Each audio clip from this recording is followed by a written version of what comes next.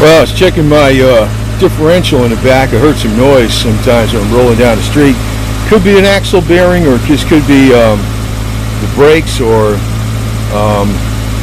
the U-joints. But I want to point out, one of the smartest things you can ever do put on your four-wheel drive is put a damn locker.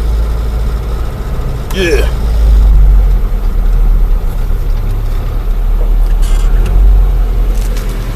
Because, you know, it's a hell of a lot better than a freaking lunchbox locker like LockRight.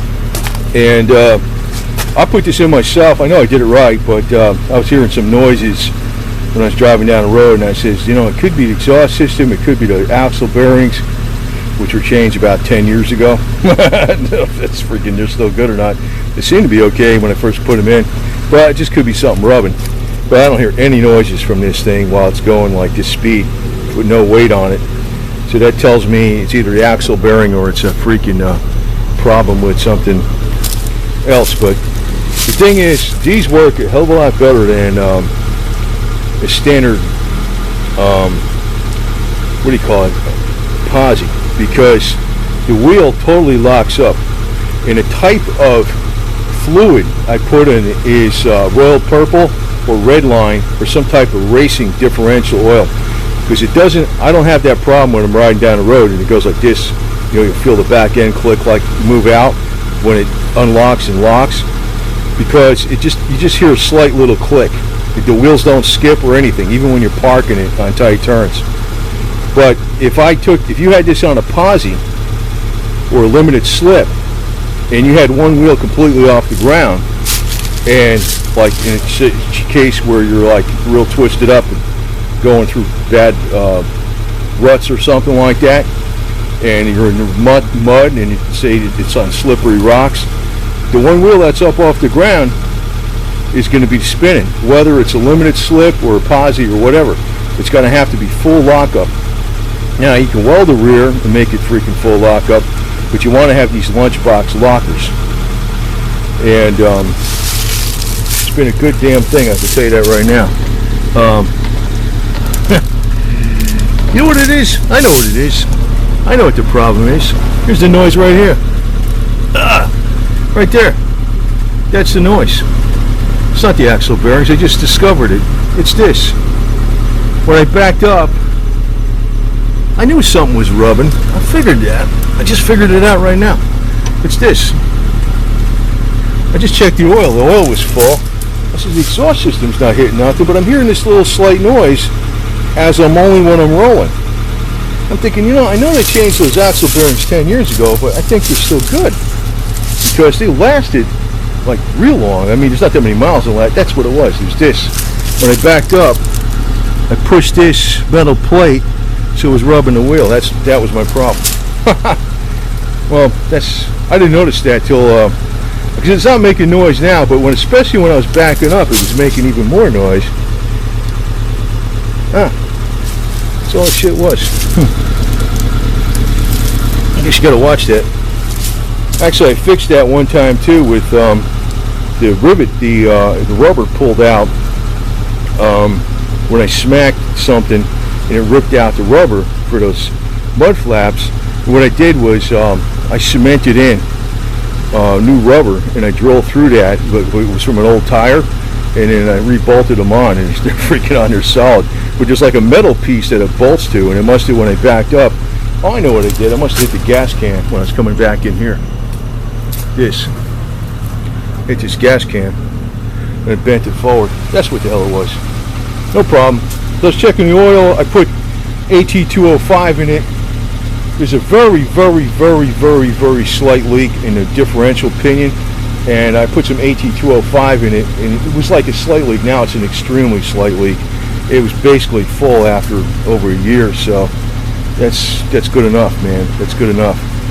Which actually also fixed the transmission slight leak, and I changed the seal on the back of the transfer case. But if you took this and you had one wheel off the ground on the jack, and one wheel on the ground and one wheel off the ground, you could drive right off. You can't do that with a with a limited slip or a posi, like I have on the El Camino. It's got to be something where it locks up. Now I know these lunchbox lockers aren't the biggest, strongest things in the world, but they're not bad, especially if you're running stock tires. And if you're running stock tires, you know, if you're running some kind of good tires, these are Firestone Winter Force. She's gonna put that out of there. There we go. Take it out of gear. Should be out of gear now. Yeah. Oh, you can hear it. You can hear it clicking back there. Okay. It's still in gear. No, it ain't. It's out of gear. But I guess there's something in the transmission. Well, it's still fucking rolling forward a little bit. Probably if I put it in neutral here.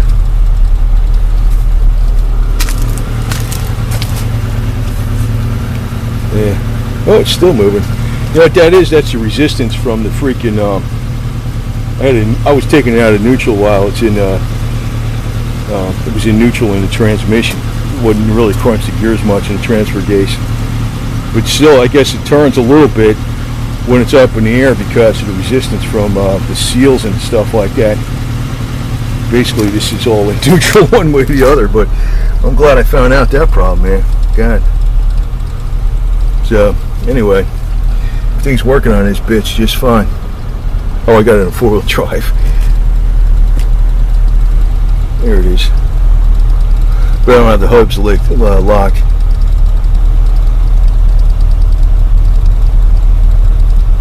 There's that. Yeah, I can't get it out of there. Anyway, I can't get it up in neutral with the clutch not pushed in.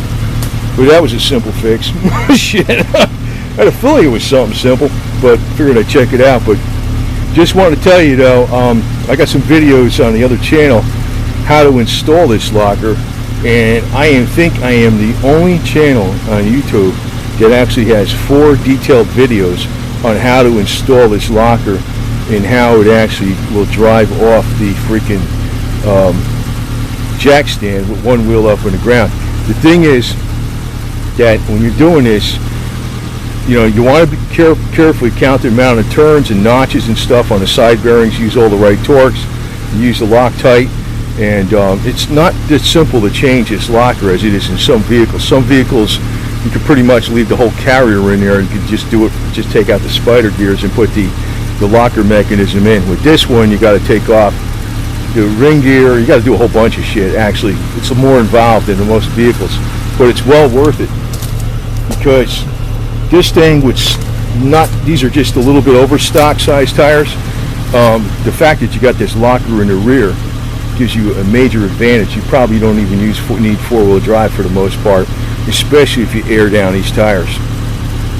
This thing would go like a son of a bitch. So anyway, that's a wrap. But just want to show you. See, I'll shut this off. I'll show you what I mean when I have the one wheel up off the ground. Okay, I got the other wheel up off the ground, on the ground. This one's up off the ground. And you can hear the clicker, the ratcheting mechanism in the back. Hear that? And what happens is, when one wheel is spinning, when there's like a load on the pinion, like in other words torque on the pinion, and you're trying to accelerate with some kind of torque, what it does is it pushes out those blocking plates with the teeth, and then it sandwiches it all together and makes it all work like one unit. But when there's no load, like you're just coasting, it allows it to do this. And this one with the good oil in it, the Royal Purple, or I think I'm using Royal Purple, but you can use high performance red line lubricants too.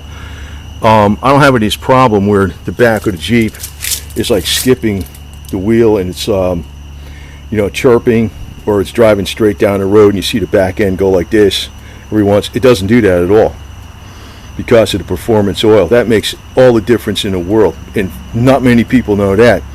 But the locker is a little over 200 something bucks.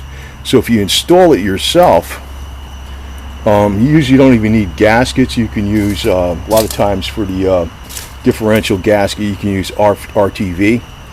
RTV works actually better than a lot of gaskets out there. You just might need Loctite blue, RTV, and a torque wrench, and the specifications for your differential. But I do have 4 videos out showing this, and also showing it how it drives off the thing on the other channel. And but this, you don't even need to use 4-wheel drive that much, and you don't need to have it in the front so much. First off, the front differential is weaker than the rear, not just because it's smaller, but because it's backwards. It's like the way the gears are, they're backwards. And number 2, usually you're going up a hill, there's more weight, that's where you need more traction, and more weight's on the back. So 70% of the traction is usually in the back versus the front when you're going up a hill. And when you're on flat land, and the other thing is you got much better control with this. If you're driving this thing in the snow and you had a locker like that, a lunchbox locker in the front, you would want to have one wheel unlocked on the hubs, because it makes it into a ditch finder. Because if both wheels lose traction, you got absolutely no steering. So under snow conditions, a locker in the front sucks. You want to have a posi in the front. Just want to throw that in here. But that's the cheapest poor man's way to make your vehicle 4-wheel drive, or any vehicle, whether it's a 2-wheel drive truck or anything, have a lot more traction. It's just with a simple locker. A locker can do infinitely more, because when you're stuck, the open end just puts more power to the wheel with no traction, which doesn't do you a damn bit of good. It's not like you got twice the traction with a locker. It's like you got several times more the traction in a locker than if you had chains in the back and some weight. You pretty much don't even need 4-wheel drive. This can make a 2-wheel drive truck go like a son of a bitch, this locker. And you still got good control up front with the front tires, because nothing's locking up and turning into like a skidoo where it's got no steering. Anyway, just figured to show you this real quick, because I was out here. Now I figured it was something simple. I just didn't understand. I was thinking the exhaust system was rubbing. Sounded like something was rubbing. It was that. I backed into the gas can. Yeah, that made it easy. But sometimes it's not like that. Sometimes it's something really complicated. Sometimes you hope it's something simple, and then it ain't, and the other way around. You're thinking, oh, it's really bad, and it's simple, and sometimes you're thinking it's simple, and it's the other way around. But yeah, this bitch is pretty much together good. So very happy with this buggy. Here we have the old Confederate flag, right?